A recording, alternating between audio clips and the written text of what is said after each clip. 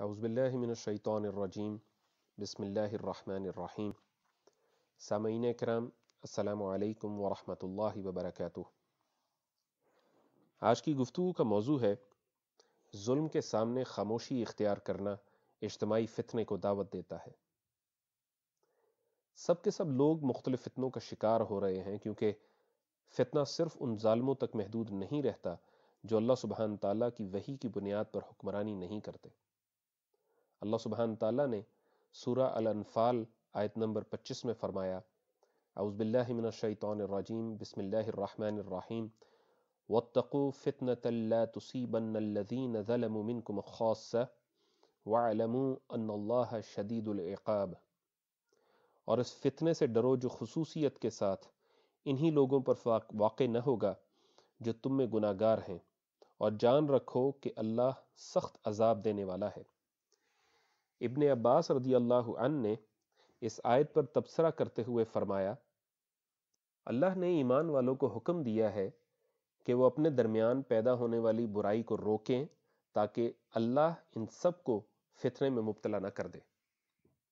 آج امت فتنوں میں گھری ہوئی ہے، جبکہ یہ امت ظالم حکمرانوں کے مقابلے میں بہت بڑی ہے اور اس بات کی طاقت رکھتی ہے کہ افواج میں موجود اپنے بیٹوں کے ذریعے انہیں ہٹا دے۔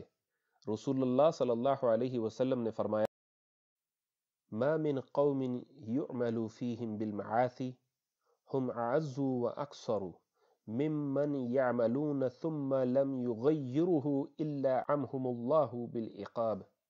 جس قوم میں بھی اللہ کی نافرمانیاں کی جائیں، جبکہ وہ قوم نافرمانی کرنے والوں سے زیادہ غلبہ اور قوت رکھتی ہو، اور اس کے باوجود بھی نافرمانی کو ختم نہ کرے، تو اللہ تعالیٰ ان سب کو سزا دیتا ہے۔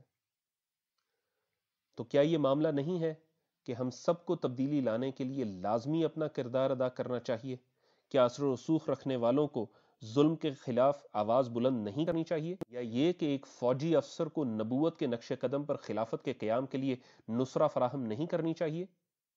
یقیناً حکمرانوں کے گناہوں کے خلاف بے عملی اور خاموشی کوئی ثواب کا کام نہیں، اور نہ ہی ان کی نافرمانی پر انہیں چیلنج کرنا دینی لحاظ سے کوئی ناپسندیدہ کام ہے۔ نہیں، ایسا ہرگز نہیں۔ ہمیں اجتماعی طور پر خاموشی کی اس چادر کو اتار پھینکنا ہے، حالات کے سامنے جھکے رہنے کو ترک کرنا ہے۔ ہمیں ہر اس بات پر غصہ آنا چاہیے جس پر اللہ سبحانہ تعالیٰ کو غصہ آتا ہے، جیسا کہ منافقت، نافرمانی، گمراہی، اللہ کے دین سے بغاوت، ظلم و فجور اور سچ کی راہ پر چلنے سے روکنا۔ ہماری تعداد بہت زیادہ ہے اور افواج کی طرف سے نصرہ ہماری طاقت بن سکتی ہے۔ ان تمام باتوں سے بڑھ کر جب ہم ظلم کے خلاف کھڑے ہوتے ہیں تو اللہ سبحانہ تعالیٰ ہمیں اپنی مدد سے نوازتے ہیں۔ ہمیں بارش کے قطرے بننا ہے تاکہ ہم سب مل کر ایک مسلح دھار طوفان بن جائیں جو سب کچھ دھو کر صاف کر دے۔ ہمیں تبدیلی کے حق میں بولے جانے والے ایک لفظ یا ایک چھوٹی سی تقریر کو بھی بے وقوفانہ عمل ہرگز نہیں سمجھنا چاہیے۔